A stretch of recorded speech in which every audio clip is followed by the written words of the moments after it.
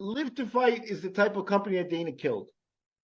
It's a homegrown. It's a guy that just does good work and puts it out there. And if you can support him, you really should, because he's precisely a guy who can't. His banners may not be able to hang on to UFC because he hasn't been able to pay them $100,000 to get his stuff out there. That's the corporate stuff that we're talking about now with the UFC. That they've made everything at that level where it's all about money for them. And Live to Fight is a dude that does good work, makes you a great banner, and doesn't have $100,000 to get on the UFC and stuff, and deserves support. So any fighter out there, anybody out there, owner of a gym or anything like that listens to us, God bless you and thank you very much for your support. And extend that to Live to Fight, because he's one of us. Those guys are one of us. What's up, everybody? It's your boy Drew with High Fight IQ, and you are now watching the MMA Conspiracy Hour with my boys Todd Adkins and Miguel Iterate. Miguel has been the matchmaker for over 200 shows worldwide and has worked with Hook and Shoot, Euphoria, Bodog, and ADCC. Make sure you subscribe to the Todd Adkins Show on YouTube. You can also find Miguel on his YouTube channel at MMA Collector 74. Don't forget to subscribe to High Fight IQ on all social media platforms. The House Call Sports on YouTube, the Fight Pit on YouTube. Now let's talk some fights, baby. Let's go.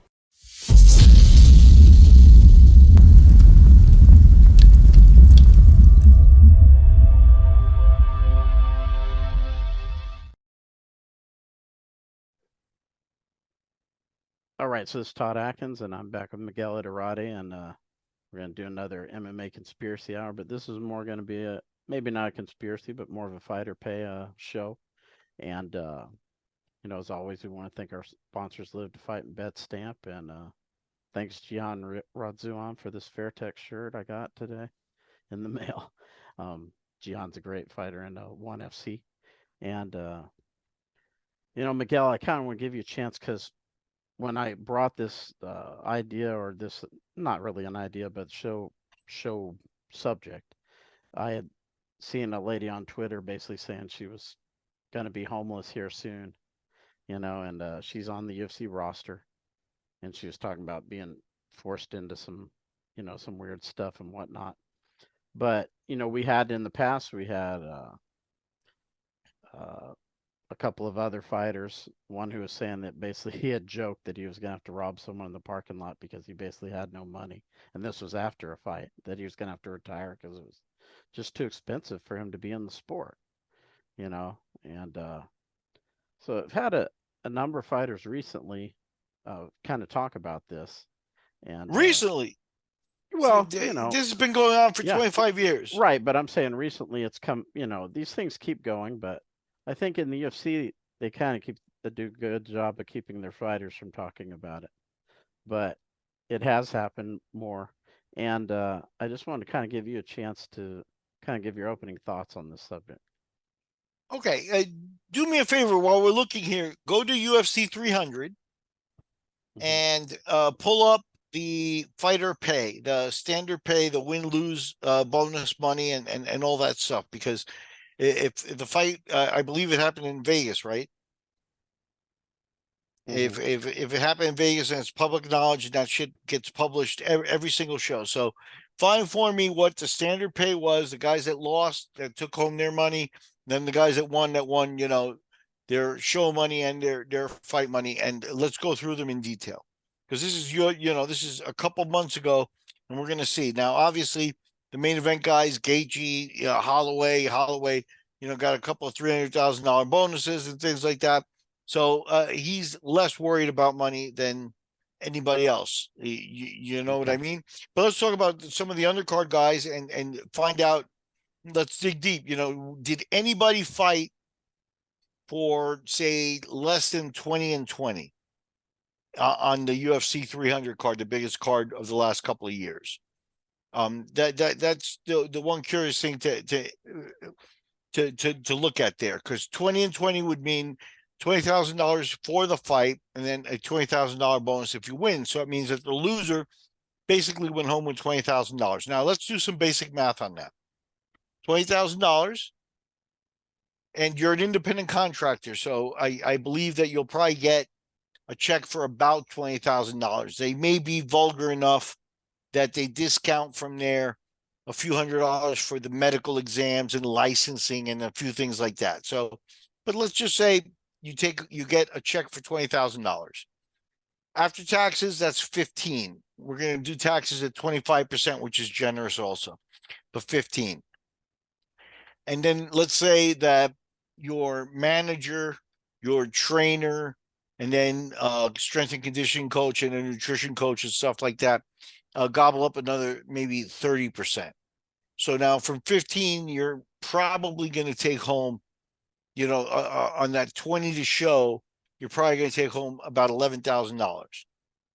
Now, $11,000 to your average American that gets a few $1,000 every paychecks or whatever, it sounds decent. You'd like to do that. But again, that fighter's probably not going to fight for another 4 to 6 months, 4 months, say they fight 3 times a year. How would you like to make $11,000 3 times a year? That would, is if you're losing and then you get cut and then you got nothing. Let's say you win one in there. So that 11,000 becomes 22,000, just simply doing math, doubling it. Again, the percentages to your taxes, the percentages to your trainers and things like that. So some of the guys fighting 3 times a year at the bottom of the card, making 20 and 20, might make between $40,000 and $60,000 a year.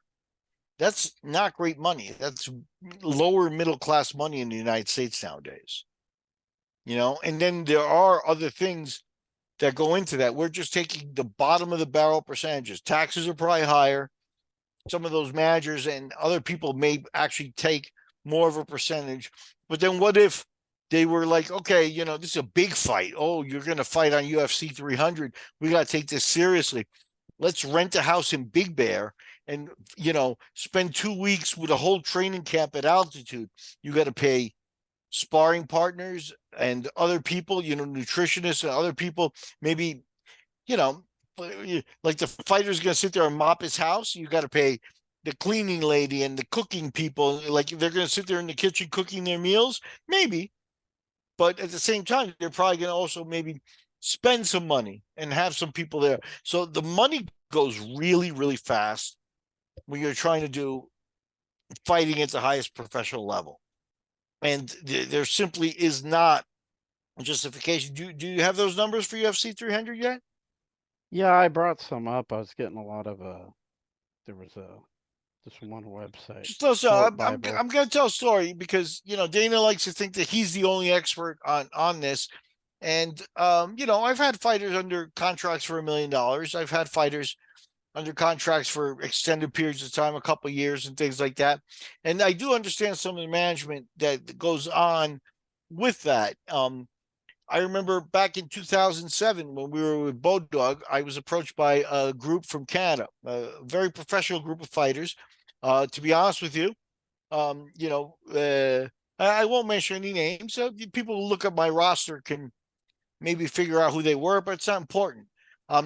But they were backed by biker groups, kind of nefarious biker groups, but guys with pretty decent money up in Canada in the 2007 era. Now, that's a long time ago. And they came to me with a very professional approach and a very professional presentation that said, every fighter needs to make about $60,000 per fight to really get to the point where this is viable. So again, let's do the basic math. 60,000 per fight. Let's say they pay 25% in taxes. And again, that's very generous. Now you're down to 45. And now let's say you take a percentage for your trainer. You take a percentage for your manager, the people dealing with your contracts, your lawyer and things like that. So let's say they each take 10%. And let's just leave it at that. A manager and a trainer, 10%. Of your 45, that's 9,000 more. So now you're at 36,000. If you fight twice a year, you're making about 70 grand a year. Back in 2007, that was maybe upper middle class money. But now it really isn't. Now it's middle class, firmly middle class, maybe lower middle class money in the United States because of inflation and things like that. And then you add to that the fact that the fighters are independent contractors. That's one of the keys to the UFC success in terms of their money and stuff like that. So it's not like you're an employee and it's like, okay, I'm going to fight twice a year. And then, oh, I got injured or my opponent got injured. I got a fight canceled and things like that. I get paid anyway. That's at the discretion of Dana, where it's like, you get them at times saying, okay, we're going to pay you your show money, even though the fight got canceled, or it wasn't your fault, so you'll take home some money and stuff like that. And they've got enough money to go around that way. But if they don't want to pay you as an independent contractor, they don't have to because you're an independent contractor. So if you get a fight canceled or something doesn't go right, you get an injury. Say you get an injury outside. Again, they don't pay medicals, right? If you get injured in a fight in the octagon, they'll take care of your medicals. But if you get injured training, now you're in more nefarious ground. If you get injured training or during training camp but doing something stupid and can't do a fight, they have no obligation to pay you. So now you were counting on making that money to keep, life's train going. I made $35,000 last fight. I won. I took care of all our people and stuff like that. But, that might be good enough to get by half a year. Now you're coming up on the second half of the year. Your fight falls through. They're not going to pay you for whatever reason. And again, you're an independent contractor. It's not like you got sick days or medical coverage or anything like that. They're obligated to do none of that. So you could literally be looking at like, oh my God, I've got 35 grand from last fight that now I got to pull, till the end of the year on. So the fact that some fighters find themselves in stressful situations, again, the UFC very well is within their rights to say, not my fault. If you're managing your life, you get in a moped accident, break your foot and can't do the fight, not on me.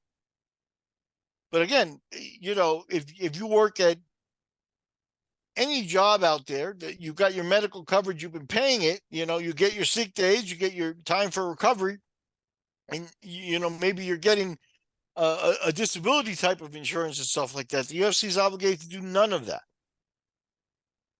So I'm not very surprised still to this day. If 60,000 was the number per fight for 2 or 3 fights a year, optimally 3 fights a year, for every fighter, with the presentation, 15 years ago that I took. So 180 grand. Now start taking away from that, the 36,000, 45,000, which is 25% or whatever. And then the percentages for the other people and stuff like that, you might make 100 grand in a year.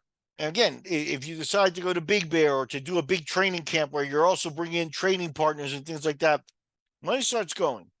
On top of your manager, on top of your coach, you decide to bring in a conditioning guy, a strength and conditioning guy, a nutrition guy, things like that. These are the kinds of things that the top level guys, the guys making the money that can afford that stuff, that's what almost may define the difference between a mid-level or mid-tier fighter and the top shelf guys, is the ability to spend on that.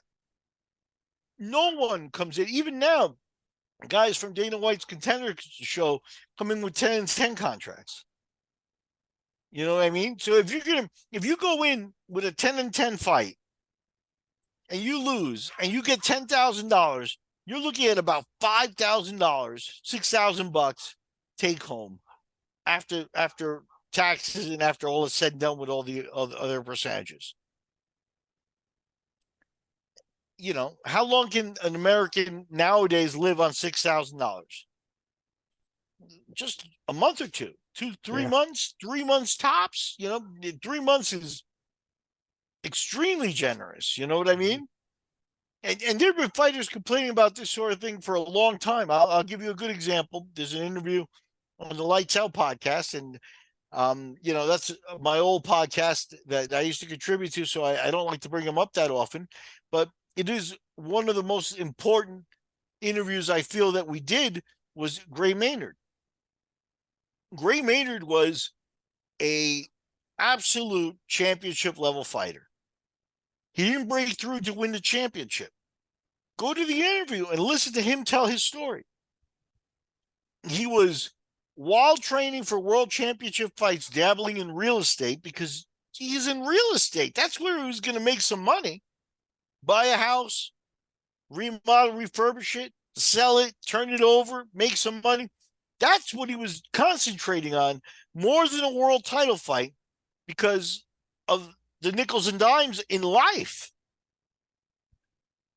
And when you're talking about Gray Maynard, I'm not saying, that he's a top 3 all-time fighter and stuff like that.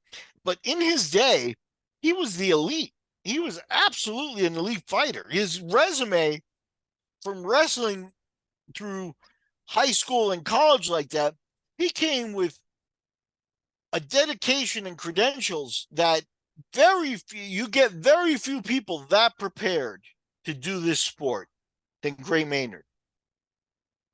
And go and listen to his story financially.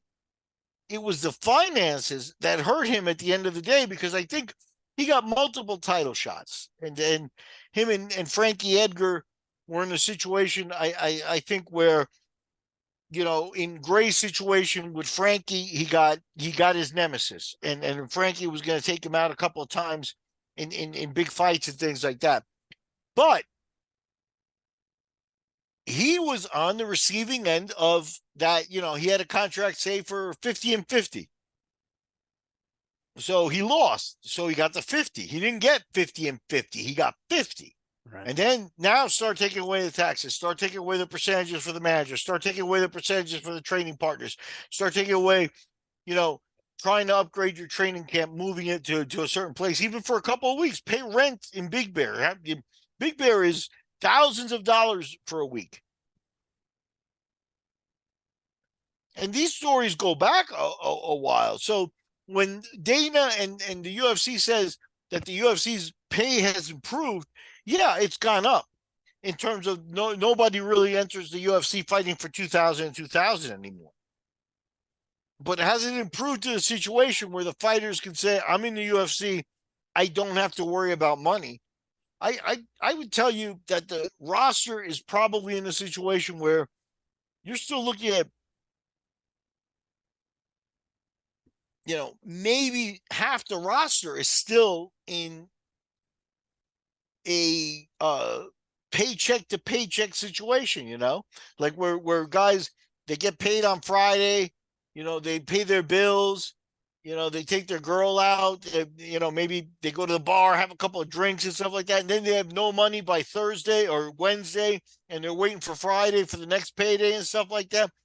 Living paycheck to paycheck, it's a good chance that at least half the UFC rosters in that situation. If not half, you could lay a percentage on it, 30%. A good number of the fighters, especially at the lower end of the roster, are still in dire straits because of the money there. And yet they're still having Venom sell their shirts. Maybe they don't sell a lot of shirts. Okay, I understand that they're not a huge name or anything like that.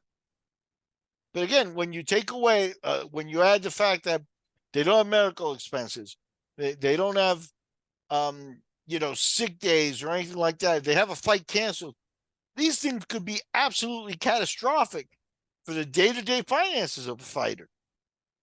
So it doesn't surprise me that, there's still a good number of fighters out there, and they're not talking about it, but there's still a good number of fighters out there that basically, like most of middle America, are living paycheck to paycheck and not in a good financial situation, even though they're on TV. And,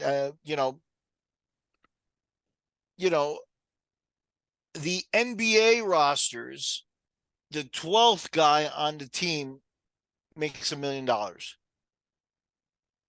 So, again, you could mismanage $1 million.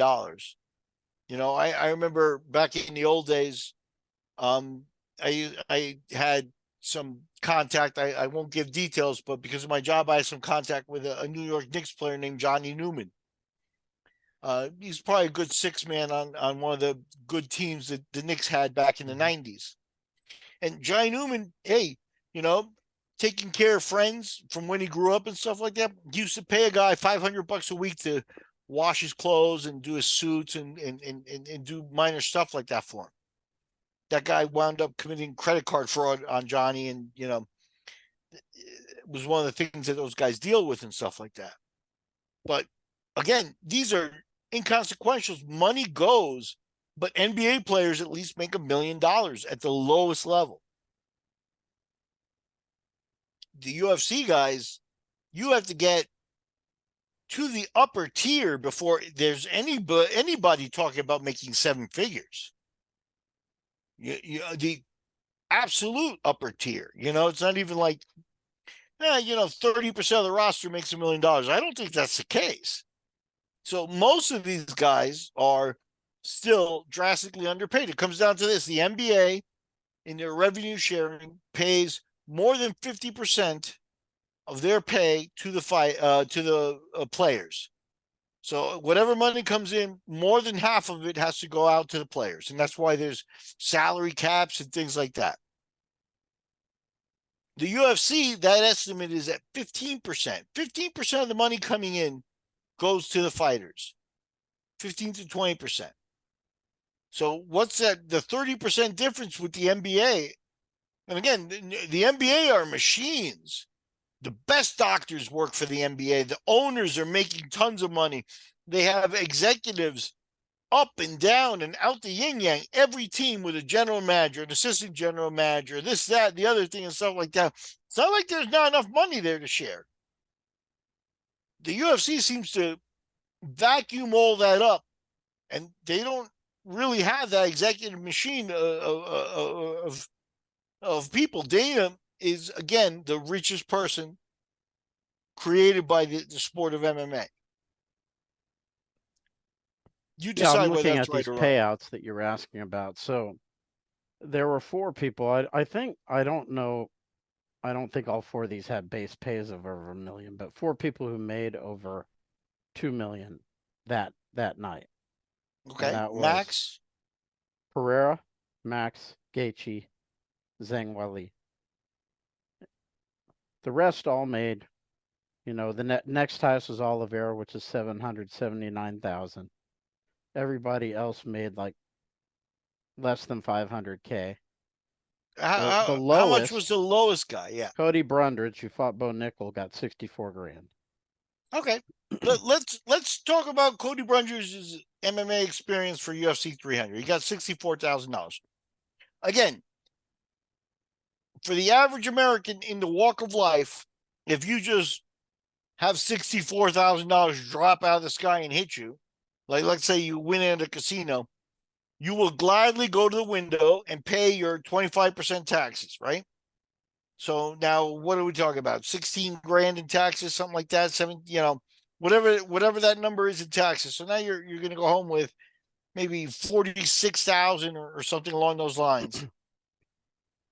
We'd all be very happy.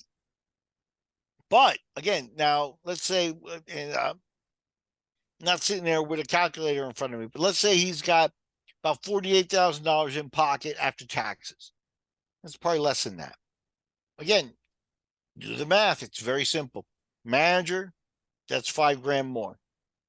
If the manager takes 10%, your training coach, let's say if he takes 10%, some of these guys might take 20, some of them might take 15, some of them might, but let's just deal with the lowest number, 10%. 5 grand more gone. Now he's at $30,000. Now, reasonably, he can live maybe half a year at middle class standards. That is, pay a $2,000-3,000 mortgage every month, pay his car bill, send his kids to public school on the bus, clothe them, get them school books, not too worry about it. Reasonably, he can deal with half the year there. What if his next fight falls through? So, yeah, even a guy who was on center stage at UFC 300 against a guy that they were on the main card, right? Bo Nickel and how could he be on the pay-per-view card and be the lowest paid guy on that card? He is a guy that you should worry about, because, he could very reasonably be in a situation where, let's say, 3 weeks before his next fight, his opponent gets hurt. And the UFC says, it looks like we're in trouble. We're going to have nothing for you for a couple months. If you hear some of the rumors, let's say he's on the last fight of his contract and they want to bring him back. So now they might hammer him and say, we're going to wait. Let's re-sign. Let's say they don't want him back. They could cut him right away. They could actually cut him after a loss. So what if he took that loss and they say, thank you very much, here's your pink slip? What's he going to do and turn around after, with $30,000? And again, a lot of people, you get $30,000, you put it in the bank, you start extending it and stuff like that. But he's a professional fighter. Nobody's going to pay him that amount, in the smaller shows or anything like that. What is he going to do for his next paycheck? Because the idea is with the UFC is, right, that these guys should be taken care of. They fight a couple of times a year.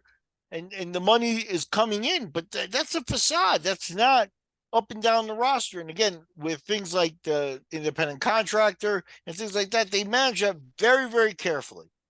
And it's all orchestrated to make sure that the 15 or 20% that the fighters get doesn't go up, and that the corporation and the stock owners are the ones taking home the majority of the money. So, you tell me if that's right or wrong, but when you're a fighter in Gray Maynard's situation or in Cody's situation, or any of the other fighters that are sitting there saying, there was recently a fighter, I think it was a Brazilian guy that was in the news in the last 3 to 6 months. He came out and said, I'm retiring. This is not worth doing. I don't have enough money coming in from these fights and stuff like that. And that's all very worrisome.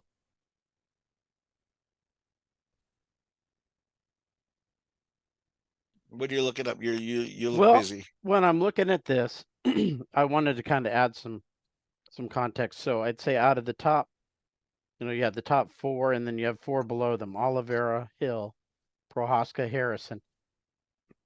All of those made 300,000 or more. Harrison was the one who made 312,000, and then the other 1, 2, 3, 4, 5, 6, 7 either made 500 or more. Then everyone below who was the highest paid guy on the card? Oh, that was Max Pereira, but Max was right below him because of the bonuses. Okay. Yeah, but besides those, there was 1, 2, 3, 4, 5, 6,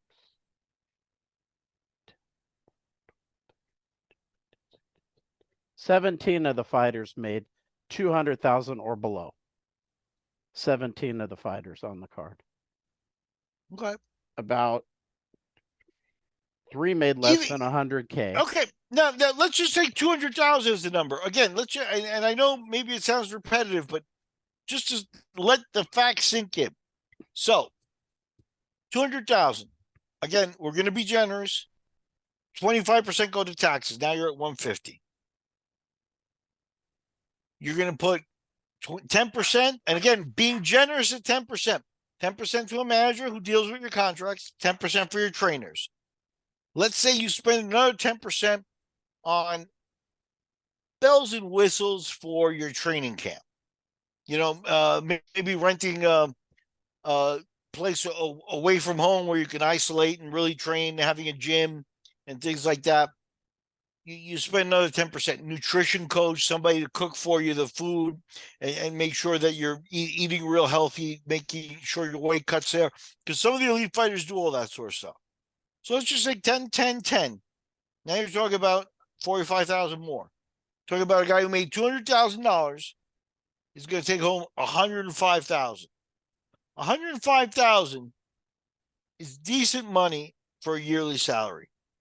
But if your next fight falls through and that's all you've got for a year, again, these guys, they have to live the lifestyle too. You know what I mean? So it's like, okay, they had a fight, they had the fight camp, they're paying for the next fight camp. They got to pay the trainer, they got to pay those nutrition people, they got to pay those. Where's that going to come from? The fight money from the last time? Or is it going to come from for the next one if it gets canceled? If the next one gets canceled, that money's not coming in. Right. Plus So all the other bills they have of their regular life, like you're saying. yeah, exactly. $100,000 is more or less middle class money nowadays. You know, if I understand finances in the United States correctly, you know, a little bit from afar. You know, a lot of people live on a lot less, but they don't have that type of volatility too, because if you get a company job and you're getting a paycheck, you know, $2,000, $3,000 every 2 weeks, there's an ability to handle those, you know, monthly bills and things a little smoother than if you get a huge chunk and then you have to sit 6 months with no money coming in, you know, and they may also have additional money coming in, like from, you know, Venom may pay them some money for wearing the clothes, and there may be other sponsorship monies and things like that that get spread out and stuff like that. But again, none of that I think are enough money that will change actually the raw facts of what we're talking about. Is that most of the fighters on the UFC roster are lower middle class to middle class guys.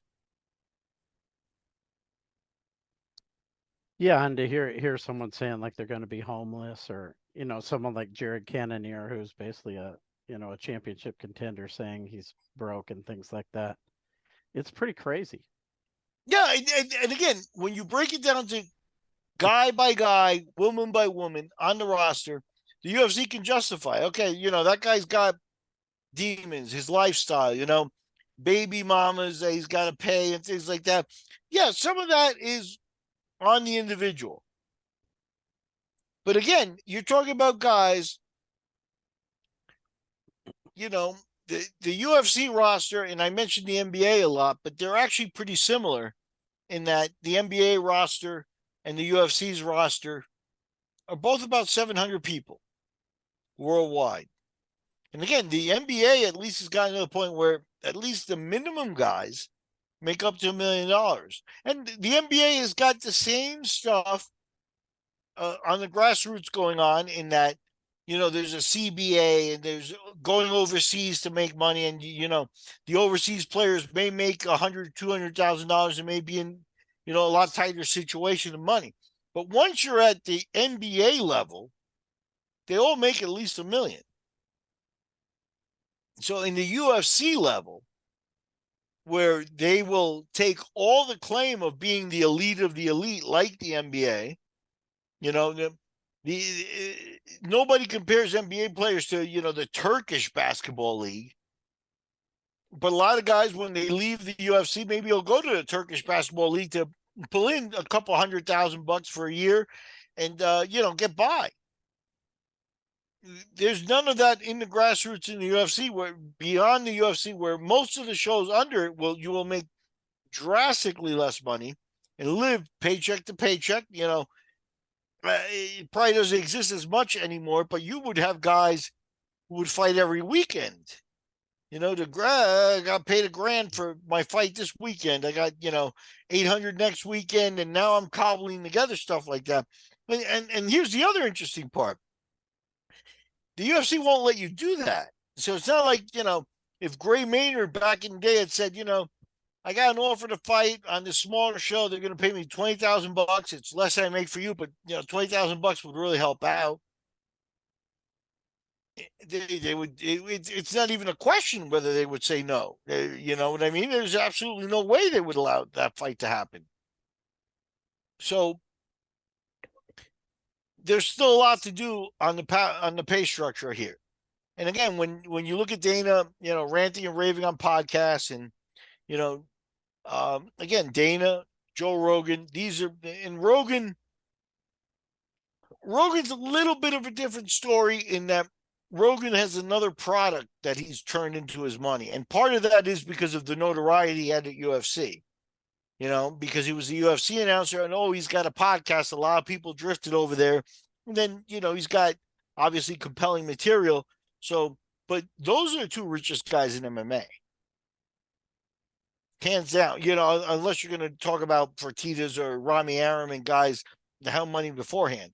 But guys that had no money and became millionaires and multimillionaires because of the sport, the richest guys in the sport are guys that never fought. And the sport is still wrought, filled with money men and middlemen and guys, companies that will sign 3-0 fighters from small shows and stuff like that, promising I'll get you in the UFC because they have a connection and things like that. And those are the guys grabbing the 10% or more on every paycheck. And it's guys that had no business in the cage, never were in the cage. They just have a connection. And there's too much of that still in the sport. The amount of money going to non-fighters is still completely unbalanced. Yeah. It's really kind of we're this far into it, and there's still this issue still going on. And we were looking at the highest paid show. This only comes around every so often, every few years. Sure. There's still guys, Connor makes his money and, guys like that break through and stuff like that. John Jones has been making a lot of money for a long time and, the pay-per-view shares, but even those types of things, the UFC has always taken advantage of to load up their bank accounts and not the bank accounts of the fighters. I'll give you a perfect example, very public example that people should remember and people should notice. Conor McGregor fought Donald Cerrone. And people were like, "Oh, Donald, it's such a big fight for you. You're going to make so much money." And Donald Cerrone said, I got a contract, man.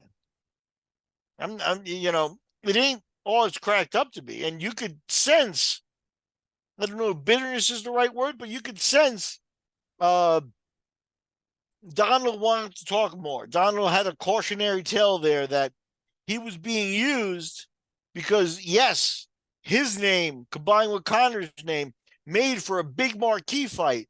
And the raise he experienced was not tantamount or balanced off with the heaviness of the fight. He said it. He said, I have a contract, man. I'm making more or less the same. I may get a little bit more money, but it ain't all it's cracked up to be. And again, that fight was big enough that I'm sure their pay-per-view money went up. So if Donald Cerrone didn't get the raise, who got it? The stockholders, the managers, Dana, the middlemen, the lawyers, all the UFC infrastructure, Rami Aram or Ari, whatever his name is, Ari Emanuel, and those are the guys making the money, not the fighters. Is that's still what's going on? Yeah. Yeah, I think it's kind of good. Kind of a good point to end it on because it seems like it'll never. I mean, it changed a little bit over the years, but it's still a long, long ways from. The fighters are making a lot more. They're not at the point where they're making, fighting every weekend, trying to grab $500 a week, or also having to have separate jobs and things like that. In many cases, but the dedication is still not being paid off. There's still too many people not in the cage. There's like a whole infrastructure of parasites that got drawn to the sport and are managers and I have a connection. I'll get you the fight. I'll get you a contract in the UFC and things like that. And those companies are the ones that are taking home the money and not the fighters. And again, when you look at 15 to 20% of the revenue sharing going to the fighters as opposed to the NBA where it's more than 50%, I think it's like 53 or 55%. You got to wonder, who are the people getting the money? We're still a few days away from the UFC's lawsuit 60-day period Right. going away. And again, to be honest with you, I don't expect much to come out. We got Mark Hunt's lawsuit. I don't Yeah, expect the end of this much month, to there's a lot of change. stuff. We might see a lot of stuff that we didn't see before, though. As The far one as thing I didn't mention about the Mark information. Hunt stuff when we did the Mark Hunt podcast is if Mark, because there were a lot of emails and a lot of public things that were made public information in the previous lawsuit that, people like me and you, there's not the media there to actually sift through it and be like, all right, there's 15 years of emails between Dana and Silva and all these people. Let's sit and read them all. If Mark Hunt actually had the resources or had a backer enough to pay people to find out, it's like, let's concentrate on the emails 3 months before and 3 months after the Lesnar fight. That is so controversial with him. And let's see what was actually being said there. Then he may have a little bit of teeth for his lawsuit, because it's hard to not send a text or an email, especially when you've been operating kind of, uh, you know, uh, without anybody blocking you. You know what I mean? So yeah, you send an email. It's like, did they know? So that may be some teeth that Mark Hunt has, is he said, go and look at the 6 months of emails and see what it is that was actually going on there. Because that stuff was made public knowledge. But you didn't see anybody doing transcriptions or anything like that. The UFC seems to, in that case, Dana's right? That the media and the people around it are very not professional, not big enough to actually sink their teeth in and look at that so they can operate with impunity. But if Hunt actually took the time and said, go in and find every email that mentions Lesnar and my name and see what was going on, I bet you that they would have seen something there that would explain Mark Hunt's behavior. And that's that Mark Hunt is absolutely indignant. So we'll see. We'll see what comes up. We still are about a week away from the final say, and when the 60-day gag order after the settlement is up, and we can maybe hear additional talk. But like I said, I'm not expecting it to be anything major. Yeah, it'll The be UFC interesting because both of they'll those keep shoes going. kind of drop at the same time. Yeah. So we might get some stuff to at least look at, maybe some emails or, some stuff that might be embarrassing, Yeah. perhaps. Yeah, and that would almost be,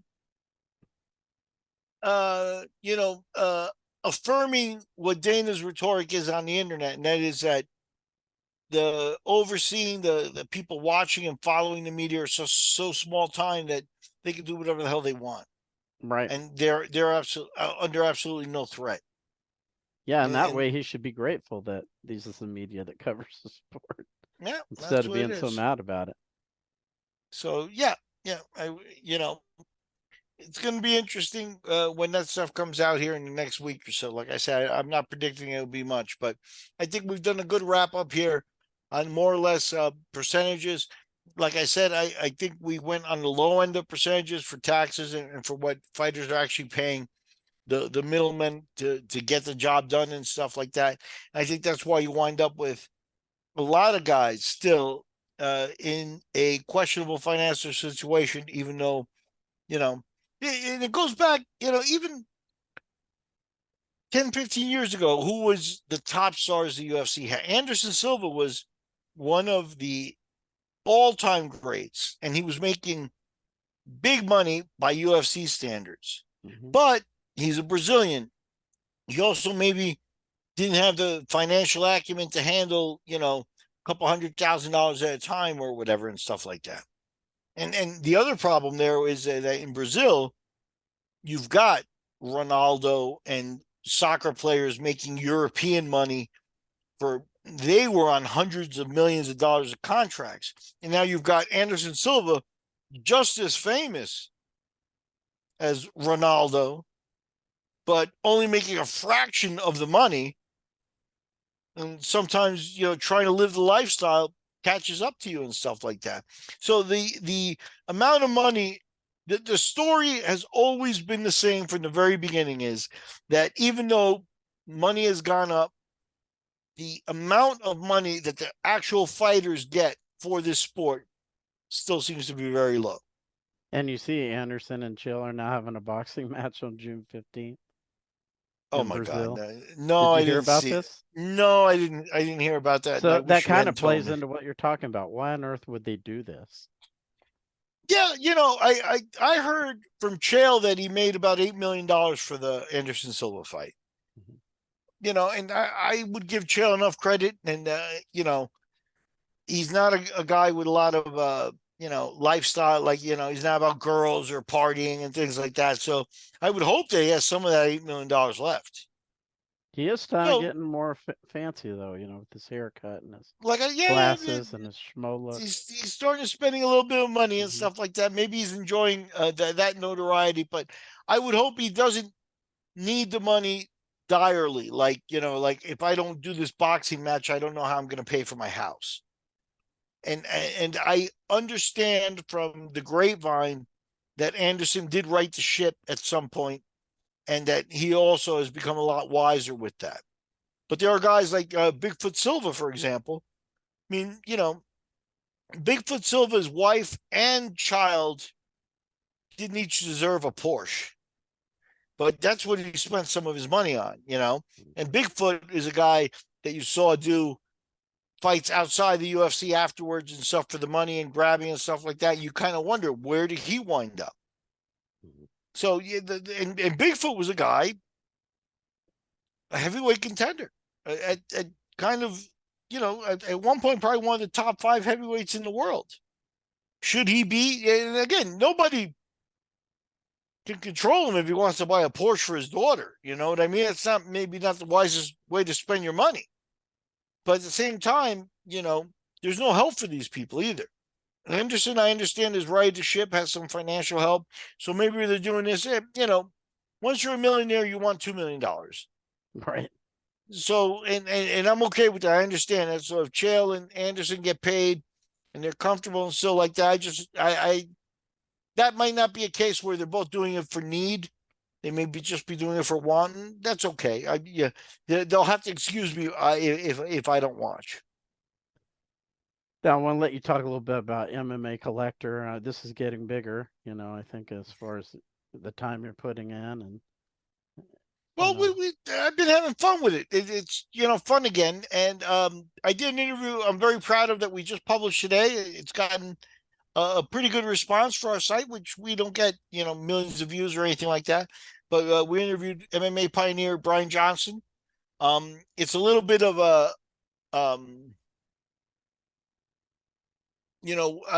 don't know how to qualify the interview. It's a little bit of an anomaly in that most people wouldn't interview Brian. I know you did because we're birds of a feather, but Brian had a stroke, and he's still together up top. He's still sharp, but his speech is impaired. And he told me, he said, let's not do the interview, or you can tell me if you want to do it, because I don't know if people shut it off. And I told him I want to do it. And we've gotten a very, very, very good response. A lot of comments, a lot of people out there talking about it.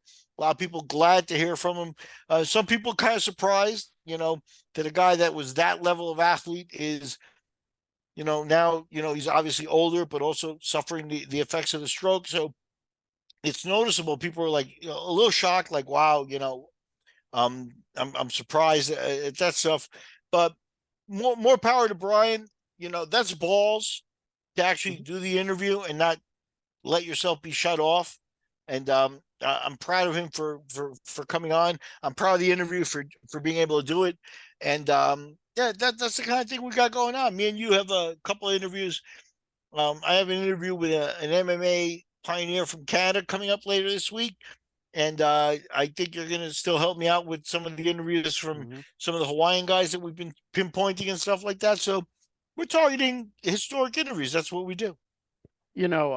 Brian Johnson, another reason why I interviewed him so early, because he was one of my first few guests on my show. And the first live event I ever went to, the main event, was Chemo versus Brian Johnston. This 1998, I believe, was Ultimate Explosion, is what it was called. I want to say Sure. it's maybe 97. I don't remember. But so that was I. That's kind of why I had Brian Johnson on the mind from way back, because the first live event I ever saw, he was involved in the main event. So yeah. Yeah, to me, the fight I remember of his that resonates is the first one. The one I would mention was the fight in the UFC with Reza Nasri. And Reza Nasri, to me, nobody's going to remember that guy. Just a knucklehead like me will remember him. But if you follow world sports, Iran has wrestling pedigree to the point where, world champions. This guy was a world champion wrestler. So this was one of the earliest attempts of the UFC to show and their an opportunity where they showed actually that this was a worldwide sport. As there were guys from around the world, like we had already just seen Mark Coleman. We had seen, Fry and Severn, and the wrestlers were beginning to come out in the United States. And there we were starting to see the athletes. Brian Johnson was one of those guys where it's like, he's a little bit of a different athlete than Harold Howard was, with all due respect to Harold and some of the early tough guys. You start to see these types of guys, and Reza Nasri was an international guy with gold medal type credentials on the wrestling scene. And I think if you look it up, it still goes down. Brian's win over Reza still goes down as one of the most absolutely violent knockouts from the early days that you're ever going to see. So yeah, to me, interviewing Brian was an honor, and I'm very glad that, like I said, that he still has the balls to say, yeah, if you'll take me, I'll do the interview. Very humble, but he still has a lot to talk and a lot to share. And like I said, if you don't understand his speech at times, do the right thing. Put the headphones on and concentrate for a minute. This is important. Right. Ignore the. I had a lot of good feedback on mine too, but really just he's got good stories to tell, and if you listen, it's very easy to understand, in my opinion. Yeah, absolutely. I think he's humble enough to say, hey, you don't have to have me if you don't want me. But I didn't have a problem understanding him. I was concentrating, and all you have to do is listen. And again, like I said, I asked him at one point, I said, your speech is a little impaired, but are you foggy also? Do you have, and he said that he didn't quantify himself as foggy or, memory loss or anything like that. And I got to back him up 100%. The interview he did was world class. It was a great interview with great old time stories, and I'm grateful for him. And as always, I like to let you talk about the dog rescue before we end these shows as well. Yeah. Today was business as usual. I went down to walk the two dogs I've been watching again, Gato and Zafira. This was how me and you started, was talking about these two dogs. They spent 6 months in someone else's care. That person left, so now they're back in my care, and I enjoy it. Like I said, the dog rescue stuff is good for my soul. The sad part about it is that you hear a lot more tragic stories and sad endings than you do positive ones. And that's something everybody can help with. Adopt, go to your shelter, try to help. In the States, the situation's as bad as it is anywhere else. So do what you can. Dogs are good animals. Right. Yeah, Miguel, as always, we appreciate your insight, and people that are watching these shows, subscribe, comment. We check them, we answer the comments, and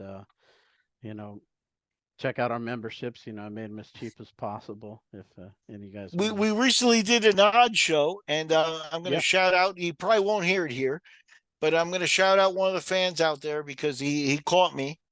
I had mentioned a couple of times during the podcast that Alexander Usyk had never fought in Saudi Arabia before this fight, and he had fought the second Anthony Joshua fight, and more power to him. I appreciate it, and I'm humble when I'm wrong. I understand, that person was right and stuff like that, but I still think that if you look at the material that we put into that podcast, that there was a lot to sink your teeth into, and that it was all valuable stuff, especially if you were a better. Hey, we hit the fight right on. Yeah, Miguel said safest bet was Usyk by decision. That did happen. He also said the draw was something you could, was very possible, and that almost happened. It was a split So, decision, yeah, so I mean, we were getting close, and the draw would have been big money to pay back. And sometimes they happen, like for Tyson Fury and Deontay Wilder's first fight, that one turned out to be a draw. Those people that bet that draw were very happy, and it sets up rematches and things of that sort. So you never know about that. Todd and I are looking forward to doing more odd shows, so we'll see which one we come up with next. definitely. And as always, people, we appreciate support, people checking out the episodes. And until next one, take care. BetStamp wants to ensure you've maximized your ROI. Line shopping for the best odds matters. And that is why any profitable sports bettor needs to be using multiple sports books. Thankfully, there has never been a better time to get signed up, and they are here to connect you with the best promotions industry-wide. Using their link, signupexpert.com-TAS, you can get access to all the sportsbooks in your region, along with a review of each platform and its unique features. Most importantly, this page automatically connects you to the top promotions at each book, allowing you to start line shopping with an enhanced